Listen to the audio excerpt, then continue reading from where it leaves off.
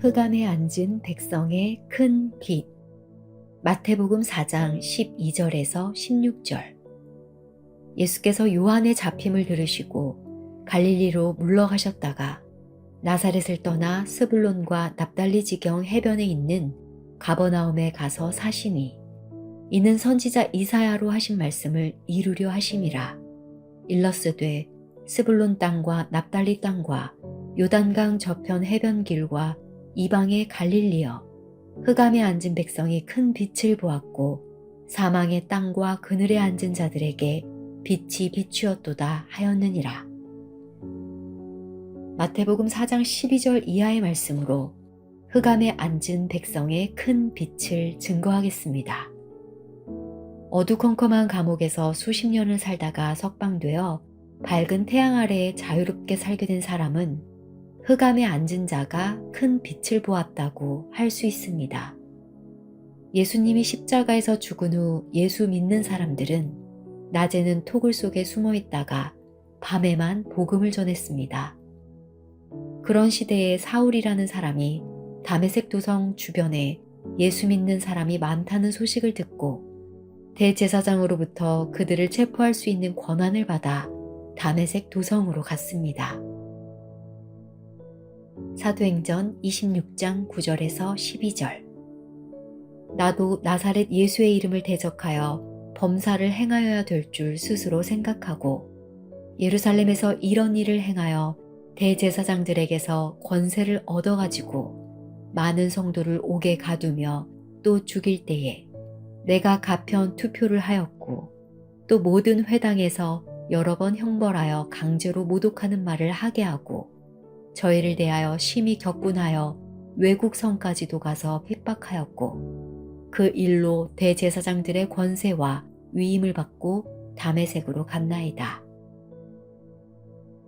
사울은 예수 믿는 사람을 잡아 죽이는 것이 정의로운 일이라 생각하였다는 것입니다. 죽여도 좋다는 권세를 받아 예수 믿고 따르는 사람들을 감옥에 가두고 이 사람을 죽여도 되나 안 죽여도 되나 손을 들어봐라 하고 투표해서 죽여도 좋다는 사람이 많으면 죽이는 일을 한 사람이 바로 사울 자신이라고 말했습니다. 또한 모든 회당에서 강제로 모독하는 말을 하게 했는데, 모독이란 지극히 악하게 예수를 비방하고 헐뜯는 그런 말을 하게 했다는 것입니다. 당시의 대제사장의 권세가 왕의 권세나 다름이 없었는데 외국까지 가서 예수 믿는 사람을 잡아 죽이는 악한 일을 행한 자가 나라고 했습니다. 그리고 사도행전 26장 13절에서 18절. 왕이여, 때가 정오나되어 길에서 보니 하늘로서 해보다 더 밝은 빛이 나와 내 동행들을 둘러 비추는지라. 우리가 다 땅에 엎드러짐에 내가 소리를 들으니 히브리 방언으로 이르되, 사울아 사울아, 네가 어찌하여 나를 핍박하느냐. 가시체를 뒷발질하기가 네게 고생이니라. 내가 대답하되, 주여 니시니이까. 주께서 가라사대, 나는 네가 핍박하는 예수라. 일어나 네 발로 서라. 내가 네게 나타난 것은 곧 네가 나를 본 일과 장차 내가 네게 나타날 일에 너로 사환과 증인을 삼으려 함이니, 이스라엘과 이방인들에게서 내가 너를 구원하여 저희에게 보내어 그 눈을 뜨게 하여 어둠에서 빛으로 사단의 권세에서 하나님께로 돌아가게 하고 죄사함과 나를 믿어 거룩해 든 무리 가운데서 기업을 얻게 하리라 하더이다. 그렇게 예수 믿는 사람을 잡아 죽이려고 대제사장으로부터 허가를 받은 공문서를 가지고 갈 때 정오쯤 하늘에서 해보다 더 밝은 빛이 비추는데 너무 눈이 부셔 감히 눈을 떠 볼 수가 없어 우리가 다 땅에 엎드려졌다고 했습니다. 그때 천둥같이 사울아 사울아, 네가 어찌하여 나를 핍박하느냐. 나는 네가 핍박하는 예수라 하는 소리가 들렸습니다. 이는 예수님이 사람으로 있을 때 일어난 일이 아니라 부활하신 예수가 하늘 공중에서 햇빛보다 더 강한 빛을 쫙 비췄던 것입니다. 표면이 6000도씨인 태양빛보다 더 강한 빛을 비추어 사울과 함께한 모든 사람이 다 쓰러졌습니다. 그리고 너를 이렇게 엎어지고 놀라게 한 것은 네가 나를 본 일과 장차 내가 네게 나타날 일에 네가 나를 전하는 증인, 내 심부름꾼이 되라고 너한테 빛으로 나타났다는 것입니다. 그런데 예수를 믿는 자를 죽이는 자가 예수의 심부름꾼이 될 수 있겠습니까? 그러나 예수의 그 강렬한 빛에 사울은 항복했던 것입니다. 그리고 소경이 되어 3일간 끌려다녔고 예수의 제자인 아나니아가 안수하여 눈을 떴을 때 육신의 눈은 물론이고 영적인 눈이 떠져서 사람을 살펴볼 줄 알고 장래를 아는 영안이 활짝 열렸던 것입니다. 예수를 전혀 모르고 캄캄한 밤중이었던 사울, 사단의 역사를 하던 사울이 하나님께 돌아가 눈을 뜨는 그날부터 예수를 전하니 온 유대국이 다 놀랐습니다. 저 사람에게 잡혀가면 거의 다 죽거나 심판받는데 어째서 예수를 하나님의 아들이라 증거하느냐라고 모두 놀라지 않을 수가 없었습니다. 이런 큰 기적으로 인해 예수 그리스도의 복음이 이루어지게 된 것입니다. 그러므로 이 역사는 어떤 역사로 이루어졌느냐 하는 것입니다. 예수님이 사울에 대해서 너는 나의 택한 그릇이다 했듯이 부활하신 예수님이 예수를 대적하는 자를 택한 것입니다. 사도행전 9장 15절 주께서 가라사대 가라 이 사람은 내 이름을 이방인과 임금들과 이스라엘 자손들 앞에 전하기 위하여 택한 나의 그릇이라. 돈으로 사람을 잡는 것은 그 사람의 제자나 종이 될 수 없으나 진리 말씀에 마음이 사로잡혔을 때 진리를 위해서 목숨을 바칠 수 있습니다. 예수님이 사울을 제자 삼을 때 큰 빛으로 제자를 삼았고 그가 다시 눈을 떴을 때 영안이 열려 하나님의 아들 예수를 알게 하였고 성경을 알게 해주었습니다. 이런 기적이 일어난 것은 그가 하나님의 택한 그릇이었기 때문이고 그래서 흑암에 앉아있던 사울이 큰 빛이 되신 예수님을 바라보게 되었습니다. 예수님은 가난하고 천한 자들이 모여 사는 나사렛이라는 동네에서 자랐는데 거기 산다고 하면 사람 취급도 못 받고 아무도 쳐다보지 않았습니다. 그러나 예수는 극히 가난한 빈촌에서 하나님이 주시는 능력의 옷을 입고 진리의 복음을 전하기 시작했습니다. 예수님이 사울에게 큰 빛을 주고 나중에는 12제자 중 죽은 가롯 유다를 대신하여 제자로 삼아 바울이라는 새 이름을 주셨습니다. 본문 말씀 마태복음 4장 12절에서 13절입니다. 예수께서 요한의 잡힘을 들으시고 갈릴리로 물러가셨다가 나사렛을 떠나 스불론과 납달리 지경 해변에 있는 가버나움에 가서 사시니 세례 요한이 잡혀갔다는 소식을 듣고 예수님이 복음을 전하는 장소였던 나사렛을 떠나 스불론과 납달리 지경 갈릴리 해변에 있는 가버나움에 가서 거기서 3년 동안 증거하셨습니다. 이것은 예수님의 성탄 약 700년 전에 이사야 선지자가 예언을 했는데 그 예언이 700년이 지나고 이루어졌으니 정말로 대단하지 않습니까? 그렇다면 700년 전에 예수가 나사렛을 떠나 스불론과 납달리 지방 갈릴리 해변에서 복음을 전할 것이라고 예언한 말씀을 보겠습니다. 이사야 9장 1절에서 4절 전에 고통하던 자에게는 흑암이 없으리로다. 옛적에는 여호와께서 스불론 땅과 납달리 땅으로 멸시를 당케 하셨더니 후에는 해변길과 요단 저평 이방의 갈릴리를 영화롭게 하셨느니라. 흑암에 행하던 백성이 큰 빛을 보고 사망의 그늘진 땅에 거하던 자에게 빛이 비치도다.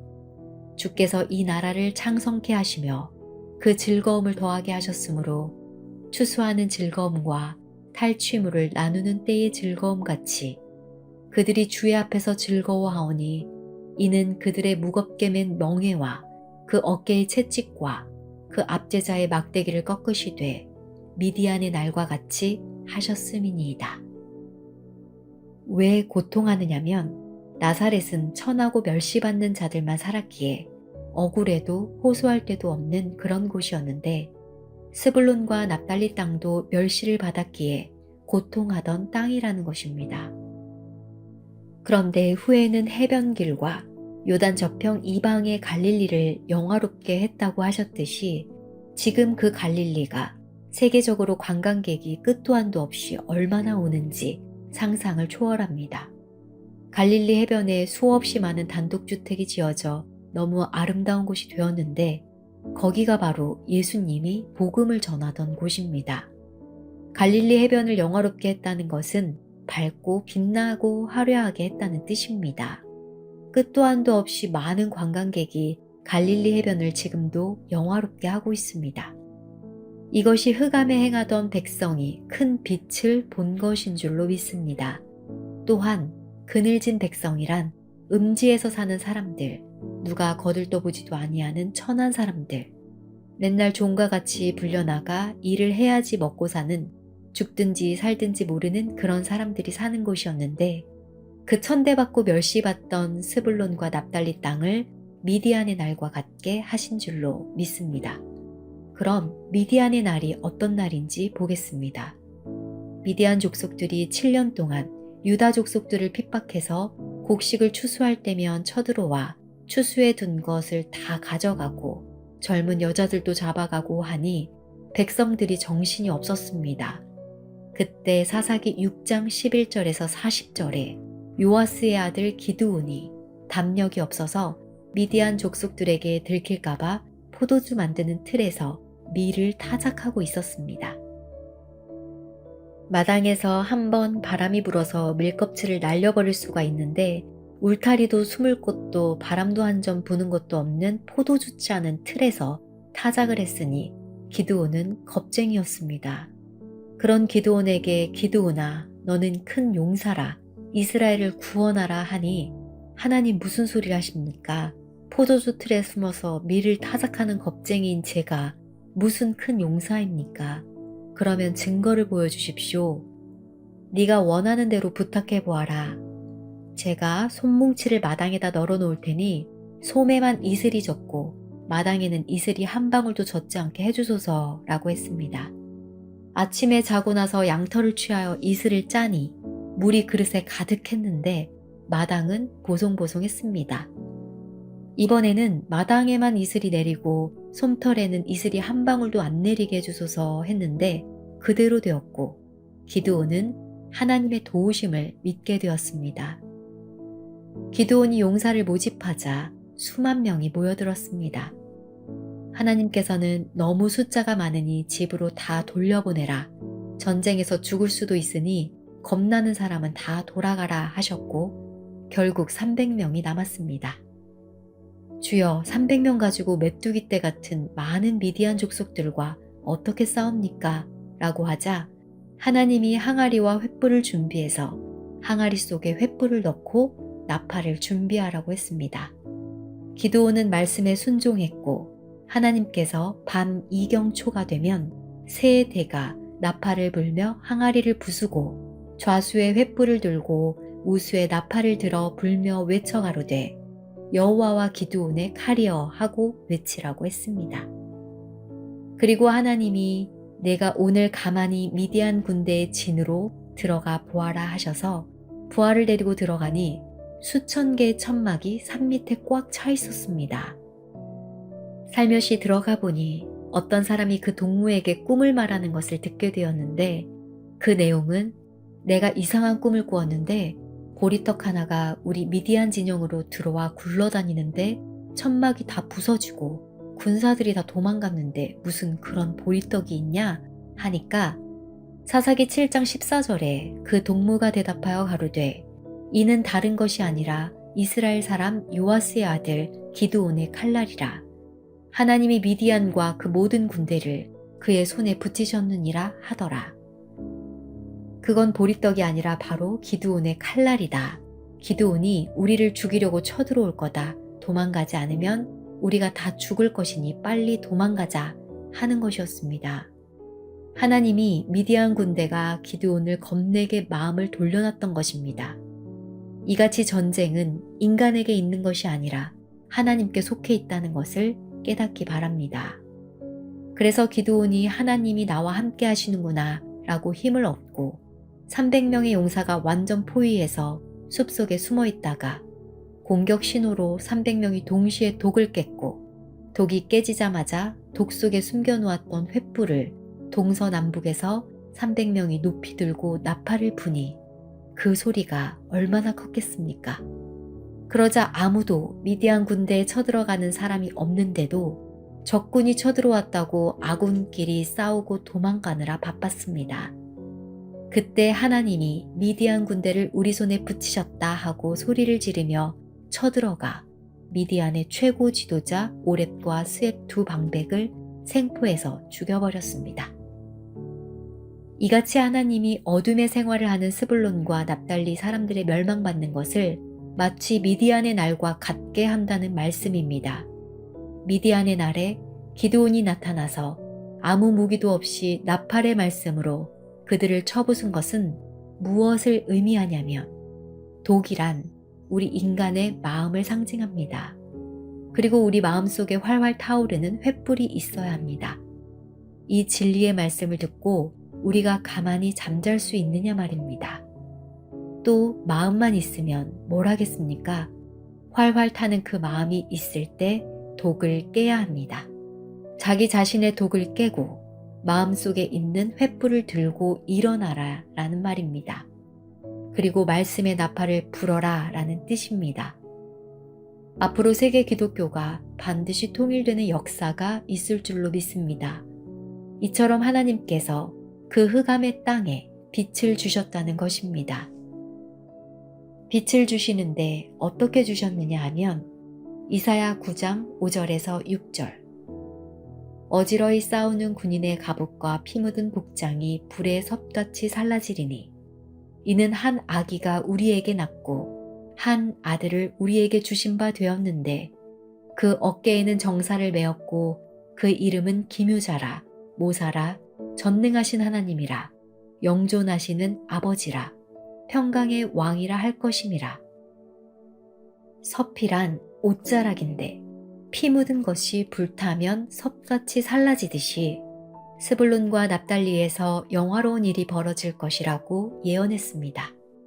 스불론과 납달리의 영화로운 일이 이루어지는 그 역사는 미디안의 군대를 쳐부수는 일같이 일어나는 것이 아니라 한 아기가 우리에게서 나온다는 것입니다. 이 아들이 바로 예수님이십니다. 정사는 정치로 나라를 다스리는 일이고 기묘자는 사람으로서는 능히 판단할 수 없는 희한한 사람이 나타났다는 뜻입니다. 모사라, 지혜자라 한 것은 평강의 왕이 태어날 것을 말씀하신 줄로 믿습니다. 스불론과 납달리 땅에 하나님 영광으로 나타난 분이 예수님입니다. 이러한 이사야의 예언을 이루기 위해서 예수님이 나사렛에서 살다가 갈릴리 스불론과 납달리로 가셨습니다. 마태복음 4장 17절에서 20절. 이때부터 예수께서 비로소 전파하여 가라사대 회개하라 천국이 가까웠느니라 하시더라. 갈릴리 해변에 다니시다가 두 형제 곧 베드로라 하는 시몬과 그 형제 안드레가 바다에 그물 던지는 것을 보시니 저희는 어부라. 말씀하시되 나를 따라오너라. 내가 너희로 사람을 낚는 어부가 되게 하리라 하시니 저희가 곧 그물을 버려두고 예수를 쫓으니라. 그렇게 천하게 살던 스불론과 납달리 땅에 이사야의 예언이 700년 후에 실제로 이루어졌는데 바로 회개하라 천국이 가까웠느니라 라는 예수님의 말씀이 스불론 땅에 비치는 큰 빛이었던 줄 믿습니다. 그리고 예수님이 베드로와 안드레에게 무슨 천국 말씀을 전해주시지도 않고 그냥 나를 따라오라 하셨는데 저희가 그물을 버리고 예수를 쫓았습니다. 고기를 잡는 어부에게 그물은 생계와 직결된 부분인데 그것을 다 버려두고 예수를 쫓았으니 최고의 제자가 된 베드로는 예수를 제일 먼저 쫓아 수제자가 되었습니다. 진짜 하나님의 큰 일을 하려면 베드로와 같이 그물도 배도 버리고 주를 위해서 일할 수 있는 사람이 되어야 합니다. 세상 일을 다 해가면서 할 수는 없습니다. 원래 어부들은 가난한데 갈릴리 바닷가를 돌면서 만나는 자마다 다 예수의 제자가 되었습니다. 부자나 똑똑한 사람들이 된 것은 아닙니다. 가난하고 천했던 사람들이 세상의 큰 빛 예수를 받아들인 것은 2000년 후에 전 세계 20억이나 되는 사람들이 예수를 훌륭한 스승으로 모실 수 있는 은혜를 입은 것을 말한 것으로서 앞으로 큰 역사가 이루어질 것입니다. 마태복음 4장 23절에서 25절. 예수께서 온 갈릴리에 두루 다니사 저희 회당에서 가르치시며 천국 복음을 전파하시며 백성 중에 모든 병과 모든 약한 것을 고치시니 그의 소문이 온 수리아에 퍼진지라. 사람들이 모든 앓는 자 곧 각색병과 고통에 걸린 자 귀신 들린 자 간질하는 자 중풍병자들을 데려오니 저희를 고치시더라. 갈릴리와 데가볼리와 예루살렘과 유대와 요단강 건너편에서 허다한 무리가 쫓으니라. 병자를 고쳐주면서 전파하기 시작했습니다.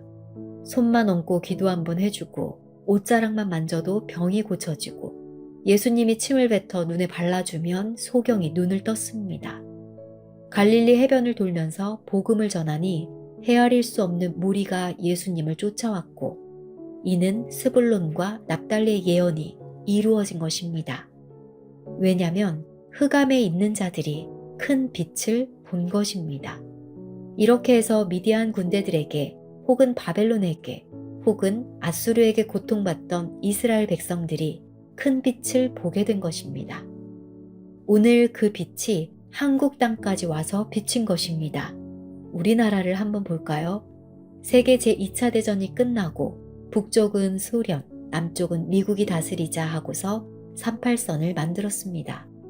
우리나라는 일제 치하에서 살았기 때문에 그야말로 아무 힘이 없는 흑암에 있던 백성들입니다. 흑암에 있는 백성들이 무슨 힘을 쓸 수 있겠습니까? 스불론과 납달리에 사는 사람들이 무슨 힘을 쓸 수 있습니까? 나사렛에 사는 거지들이 어느 곳에서 말 한마디라도 할 사람이 있겠습니까? 아무도 없었습니다. 그렇게 남북이 갈라져 두 동강이 나버린 것입니다. 북쪽은 소련 군대가 들어오고 남쪽은 미군이 들어와 3년 동안 치리할 때 말이 안 통해서 도시만 치리하고 시골은 청년단들이 대나무 창을 만들어 각 동네를 지켰습니다. 그렇게 3년 동안 무정부 시대가 되었으니 그게 어떻게 해방입니까? 이런 말을 하는 건 우리나라도 스불론과 납달리 같이 어렵고 힘든 흑암이었다는 것입니다. 거기에 6.25 전쟁이 또 벌어졌으니 완전히 거지 중에 산거지가 되었고 전 세계에서 제일 가난한 나라가 한국이었습니다. 그렇게 가난했던 한국이 세계 경제대국 7위가 되어 현재 수출 실적은 유럽의 10대 선진국보다 낮습니다. 이런 큰 나라로 된 이것이 바로 스불론 땅에 비친 하나님의 큰 빛이 온 줄로 믿습니다. 하나님께서 한국 땅을 지극히 사랑하사 대한민국에 아버지 하나님의 거룩한 나라를 세우고자 약속하셨기 때문에 그 큰 빛이 오게 된 것입니다. 이제 기독청을 통하여서 온 세계가 진리의 말씀빛에 굴복되는 새 역사가 이 땅 위에 이루어지게 될 때 새 시대의 새 말씀, 세계 복음화를 위해 여러분들 전체가 다 동참하는 귀한 자들로 축복되시기를 예수 이름으로 간절히 기도드립니다.